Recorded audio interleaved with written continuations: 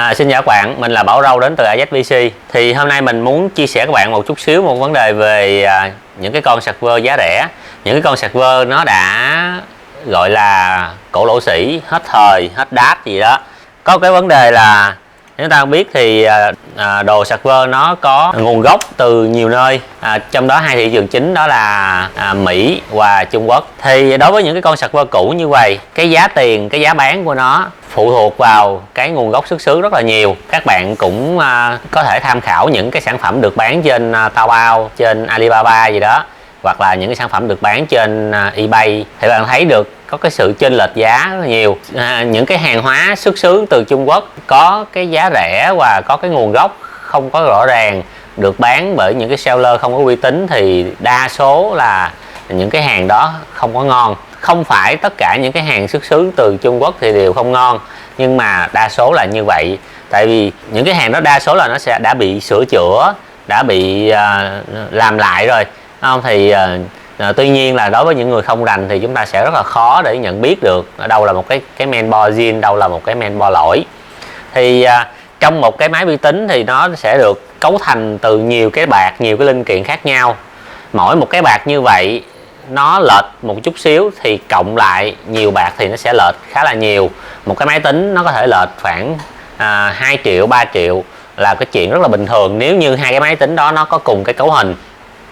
Mình nói ví dụ, thí dụ như giờ cái vỏ khay đi, một cái vỏ khay nó lệch 300 ngàn, cái nguồn nó lệch 300 ngàn, cục tản mỗi cục 100 ngàn là hai cục 200 ngàn, rồi cái main board 1 triệu, cái card màn hình 500-700 ngàn, không? Thì SSD 100-200 ngàn, bạn thấy là cộng sơ sơ lại thì nó đã lệch 1 triệu mấy rồi đó. Thì cái giá tiền của một cái máy vi tính thì nó sẽ phụ thuộc vào cái linh kiện ở bên trong cái máy tính đó.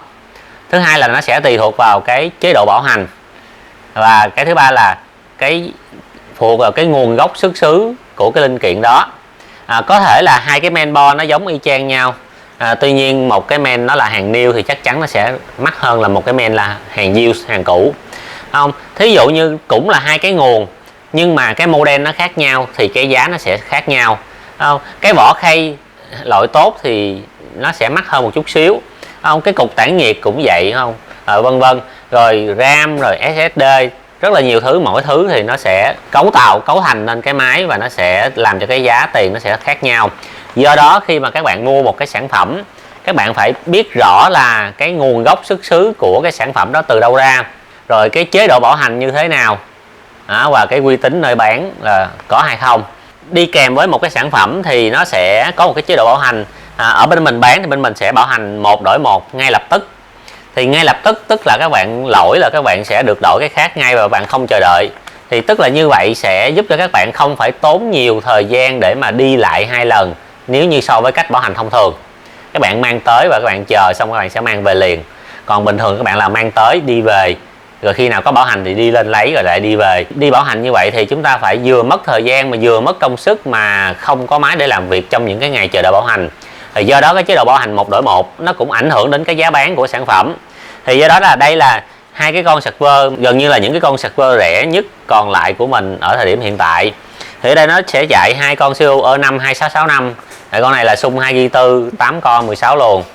RAM thì ở đây mình đang gắn là 4 cây 16GB bus 1600 và ổ SSD Intel 512GB, nguồn ACPL i90 700W, khay Desil V2, tản Game Max 400. Thì bạn thấy là trong một cái khay hoàn chỉnh như vậy, bạn thấy là các bạn không thể nào tìm thấy bất cứ một cái bạc, một cái linh kiện nào được ship vào nhóm 2 hoặc là nhóm 3 hàng kém chất lượng hết. Đây là có một số là hàng new và một số là hàng used, hàng cũ. Ví dụ như là nguồn, card màn hình, RAM là hàng cũ, rồi còn mấy cái này ổ cứng rồi này kia, tản nhiệt, mainboard rồi này kia là hàng new. Mình sẽ phân tích một số những cái linh kiện để cho bạn thấy được là tại sao là có cái sự chênh lệch về giá.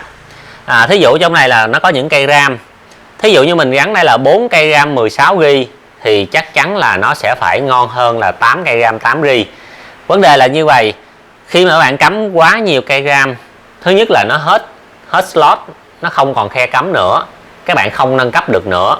Thứ hai là nếu như có một cây RAM bị lỗi, các bạn sẽ rất là khó để tầm soát cái lỗi đó từ cây RAM nào ra.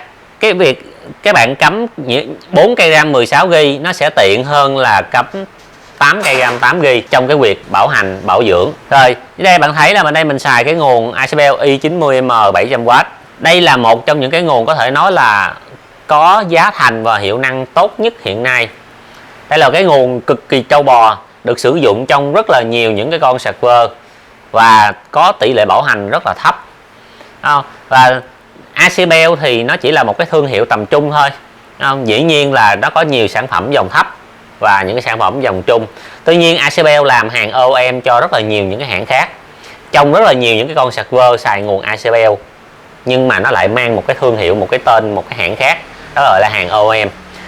Thì ở đây mình lưu ý đây là ở đây mình xài một cái con nguồn cực kỳ ngon, cực kỳ chất lượng, giá rất là mềm để đảm bảo cho cái hệ thống mình nó hoạt động ổn định.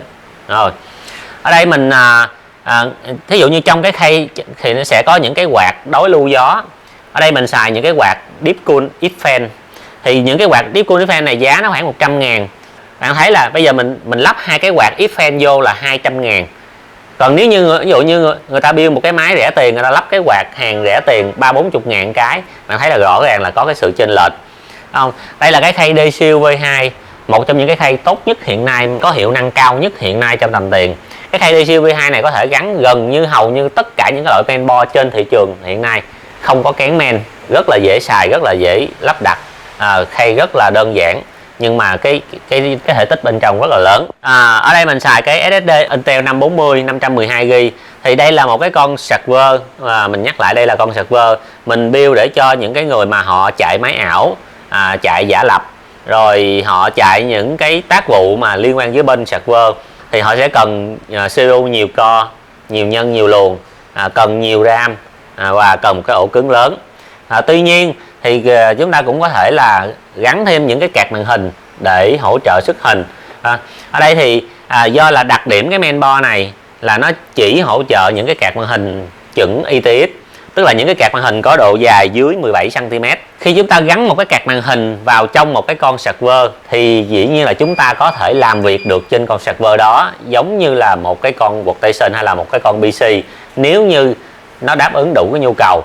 Thì bây giờ các bạn lắp một cái card màn hình vào đây thì các bạn có thể dựng hình, có thể vẽ, có thể dựng hình trên cái con server này bình thường. Tuy nhiên ở cái thời điểm hiện tại, cái cấu hình này nó không còn phù hợp nữa cho những cái tác vụ về dựng hình, bởi vì chúng ta hiện tại có nhiều sản phẩm khác tương đương cái giá tiền mà cái hiệu năng nó cao hơn. Đây là những cái sản phẩm mà khoảng 3-4 năm trước thì rất là nhiều người cũng sử dụng cái cấu hình như vậy, và họ làm việc, họ dựng hình, họ thao tác render này kia trên những cái con server này rất là bình thường. Chỉ làm cái lý do là tới ngày hôm nay nó không còn phù hợp nữa, cho nên mình mới xem nó như là ve chai. Tuy nhiên là nó vẫn còn hữu dụng, nó vẫn còn hữu ích cho rất là nhiều người, cho nhiều cái công việc khác nhau. Đó, thì các bạn nào thấy là nó phù hợp với cái công việc của các bạn thì các bạn mua xài. Các bạn có thể mua về xài để ví dụ như để trải nghiệm, để chạy những cái tác vụ bên server. Còn nếu như các bạn mua về để làm đồ họa đồ này kia thì nó chỉ phù hợp với một số ít. Thì dĩ nhiên một cái hệ thống server thì dù sao nó cũng sẽ ổn định, nó cũng sẽ trâu bò hơn một cái con PC thông thường. Dĩ nhiên là nếu nó nói bởi vì cái con CPU này xung không có cao, cho nên là có thể là nó chạy nó sẽ không có bốc. Đối với những cái file mà không quá lớn thì chúng ta vẫn làm việc bình thường, tại vì nó chưa tới ngưỡng thì con CPU mạnh hay là con CPU yếu nó đều xem với nhau, tại vì nó chưa có vượt khỏi cái ngưỡng của con CPU này. Thì tại sao là mình bán cái máy này với cái giá như vậy? Tại vì cái mainboard này là cái mainboard mình tháo ra từ một cái rack, một cái server 2U. Mình mua cái server 2U đó về, mình lấy cái khay và mình lấy cái nguồn, mình dư ra cái ben, cho nên là mình thanh lý ve chai cho mấy bạn. Dĩ nhiên là sau cái video clip này thì mình sẽ bán hai cái con này, mỗi con là 21 triệu. Cấu hình thì các bạn xem ở dưới phần mô tả, bảo hành 1 năm 1 đổi 1. Sau này các bạn có nhu cầu tương tự, các bạn có thể tự tìm những cái linh kiện khác mà các bạn build. Thì mình muốn lưu ý là các bạn đừng ham rẻ mà mua đồ server, bởi vì đồ server mà nó rẻ thì một là nó đã bị tả, hai là nó đã bị sửa chữa, ba là cái nguồn gốc hàng hóa nó không rõ ràng, tức là cái tỷ lệ rủi ro của các bạn sẽ cao hơn. Ở đây mình không nói là người bán có bảo hành hay không bảo hành, mình không bàn tới cái chuyện đó. Dù cho nó có bảo hành đi nữa mà các bạn mua một cái máy nó bị lỗi hoài thì nó sẽ mất rất là nhiều thời gian, mất rất là nhiều công sức chưa kể là cái sự ức chế, cái sự khó chịu và cái sự gián đoạn của cái công việc. Do đó các bạn, nếu như các bạn muốn mua sạc vơ, các bạn nên mua ở những cái nơi uy tín, mua ở những cái nơi có cái nguồn gốc hàng hóa rõ ràng, cái xuất xứ hàng hóa rõ ràng, và quan trọng là sẽ có cái chế độ bảo hành đổi liền ngay lập tức. Mình sẽ chia sẻ thêm một số những cái linh kiện. Thì cái mainboard Z9 BRD12 này nó chỉ gắn được những cái card màn hình ITX. Những cái card màn hình ITX là những cái card màn hình như vậy, nó ngắn ngủn thôi, độ dài nó chỉ có 17 cm thôi.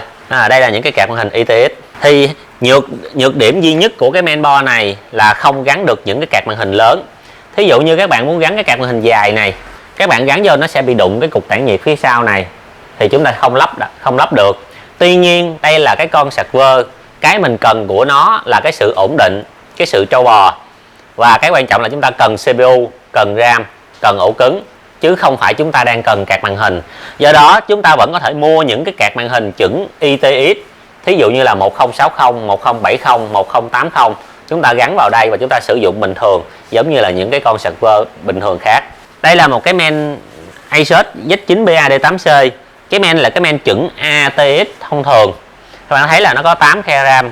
Cái main này gần như là một trong những cái main cực kỳ ngon, rất là tốt. Tuy nhiên hiện tại nó đã rất là hiếm hàng, nó không còn phổ biến nữa. Các bạn sẽ rất là khó tìm mua được trên thị trường cái main này. Đây là một cái main tương tự Z9 BE-D16. Các bạn thấy là giống như cái main thông thường, chúng ta có thể lắp cái card màn hình dài ở đây. Cái main này cũng không có dễ mua, và nếu mà có thì giá nó cũng sẽ không có rẻ. Rồi nếu như ở Việt Nam các bạn sẽ thấy cái main này rất là nhiều. Main Super Micro, con này là X9DRI LN4F. 4F là 4 len. Và các bạn lưu ý là cái main này nó rất là to, nó to hơn những cái main thông thường rất là nhiều, và các bạn sẽ rất là vất vả khi mà lựa được một cái khay lắp cho nó. Bạn thấy cái main này nó cao hơn một khúc. Hầu như tất cả những cái khay trên thị trường không lắp được, chỉ có vài khay lắp được thôi. Trong số đó có cái khay Deepcool Desil V2 này lắp được cái main lớn này. Cái main lớn này có hai loại. Các bạn để ý là ngay chỗ cái cục pin CMOS nè, nó sẽ có cái chữ reversion. Nếu như nó là 1.1 thì nó chỉ chạy được những cái con CPU E5 2006 V1, không chạy được E5 2006 V2. Nếu như cái chữ nó là reversion 1.2 thì nó sẽ chạy được cả hai loại E5 2006 V1 và E5 2006 V2. Các bạn lưu ý ha, cái main V1 thì sẽ không nâng cấp được CPU. Tuy nhiên cái main này giá nó cũng khá là tốt, có thể lắp được card màn hình dài. Tuy nhiên các bạn lưu ý là rất là kén khay. Tóm lại, mình muốn chia sẻ các bạn một số những cái lưu ý khi mà các bạn ráp một cái máy tính. Một cái máy tính được cấu thành bởi khoảng 90 linh kiện. Nếu như một linh kiện nó lệch 100-200 ngàn thì một cái máy nó sẽ lệch 1-2 triệu là bình thường. Do đó các bạn phải biết là mặc dù cấu hình nó giống nhau, thí dụ như là chúng ta hay thường đọc cấu hình chung chung, thí dụ như đây là hai con E5 2665, RAM 64GB, card màn hình 1060, SSD 512. Nhưng mà các bạn phải biết chính xác là cái linh kiện ở bên trong nó là cái bạc number, nó là cái gì. RAM 64GB là gồm bao nhiêu cây. Thí dụ như bây giờ cái nguồn 700W nó là cái nguồn hiệu gì, model là gì, cái mainboard hiệu gì, model là gì, tình trạng của hàng hóa của từng loại linh kiện ở trong đây như thế nào, xuất xứ của những cái linh kiện ở đây từ đâu ra, và chế độ bảo hành của nguyên một cái máy như thế nào. Thì như vậy thì các bạn mới đánh giá được một cái máy nó là mắc hay là nó rẻ. Thì nếu như các bạn sau này các bạn có nhu cầu build những cái máy tương tự như vậy thì các bạn lưu ý những cái điều mình vừa nói. Còn đây là hai cái máy cuối cùng bên mình, và mình sẽ thanh lý, và bên mình sẽ không có nhận những cái máy dòng thấp như vậy nữa. Này giống như là hàng mình dọn kho. Tuy nhiên là tất cả đây là đều là hàng tuyển, hàng lựa chọn hết. Và sau đây mình sẽ giới thiệu các bạn là tại sao là mình có cái mainboard này và tại sao là mình bán giá rẻ. Mình bán giá rẻ là bao nhiêu? Ở đây mình đang bán là giá là 5,5 triệu. Dĩ nhiên các bạn không thể nào mua được một cái main chạy 2 CPU nào mà hàng new mà 5,5 triệu mà bảo hành 1 năm 1 đổi 1 hết. Và tại sao nó rẻ thì ok, mình sẽ giới thiệu cho các bạn biết. Rồi giờ mình sẽ mở cho các bạn xem ở bên trong nó là có cái gì.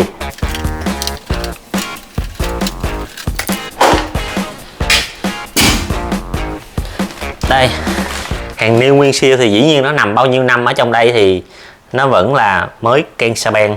Đó thì mình mua cái này về và mình giữ cái vỏ khay lại, mình giữ cái nguồn lại để mình xài cho những cái máy đời mới hơn, những cái máy cao cấp hơn. Và mình sẽ tháo cái mainboard này ra và mình bán lẻ. Thì do đó là tại sao các bạn sẽ có được một cái main hàng new 100%.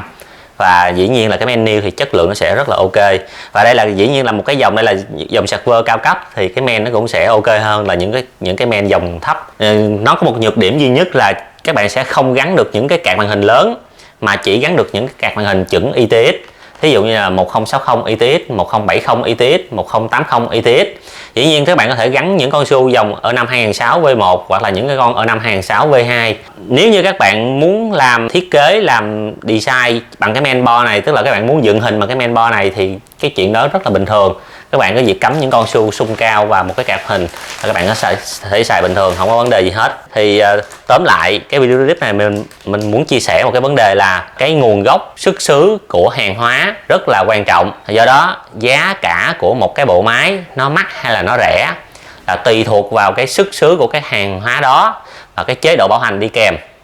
Chứ không phải là nó cùng cái model hay là nó cùng cái đời hay là nó cùng cái loại tương tự là nó sẽ có giá giống nhau, cái đó hoàn toàn sai. Do đó các bạn đừng có mua cái sản phẩm chỉ vì nó rẻ hơn một ít, mà quan trọng là phải ổn định. Tại vì các bạn mua rẻ hơn một chút xíu nhưng mà khi mà các bạn gặp cái vấn đề thì cái thời gian các bạn đi xử lý cái loại đó nó sẽ tốn rất là nhiều công sức. Ok, mình còn một cái vấn đề nữa muốn chia sẻ các bạn. Thì những cái main server nó sẽ không có cái cổng audio để các bạn nghe. Thì các bạn muốn nghe thì các bạn phải cắm card sau rời. Rẻ nhất thì các bạn có thể mua những cái card sau rời cắm cổng USB. Thứ hai nữa, một số những cái main server nó sẽ không có cổng USB 3.0. Đây là những cái con main server đời trước thì nó không có cổng USB 3.0. Các bạn có thể mua những cái card USB 3.0 các bạn cắm vào đây. Những cái main server thì nó sẽ khởi động chậm hơn những cái main PC rất là nhiều. Do đó các bạn đừng có thắc mắc, đừng có sợ là nó lỗi hay là nó hư. Sau khi nó khởi động xong, tức là nó đã check cái hệ thống mình hết, thì lúc đó là cái hệ thống mình sẽ xài bình thường. Nó khởi động lâu hơn một chút, tuy nhiên theo mình nghĩ cái việc đó không quan trọng lắm.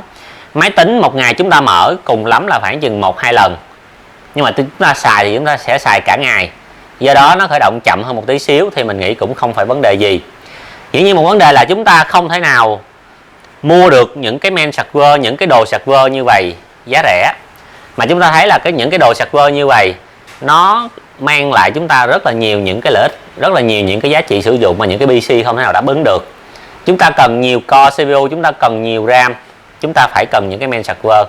Dĩ nhiên các bạn không thể nào mua những cái main workstation có cổng audio on board, cổng USB 3.0, có thể chạy ROS file, slide, vân vân, giống như là những cái PC thông thường. Đồ workstation rất là mắc. Chúng ta có thể dễ dàng mua được một cái main server, nhưng chúng ta sẽ rất là khó để tìm được một cái main workstation hàng cũ, hàng second hand. Chưa nói là hàng second hand đó nó có ngon hay không, nó có còn tốt hay không. Bạn lưu ý ha, đồ server thì hàng cũ bán rất là nhiều, tuy nhiên là đồ workstation thì rất là ít. Do đó chúng ta chấp nhận mua một cái món hàng giá rẻ, tận dụng được CPU RAM, thì chúng ta sẽ phải đánh đổi tới cái việc là thiếu những cái port USB hoặc là không có cái cổng sau, và nó sẽ khởi động chậm hơn một chút xíu so với cái máy tính thông thường. Tuy nhiên những cái thứ đó mình nghĩ là hoàn toàn xứng đáng để đánh đổi.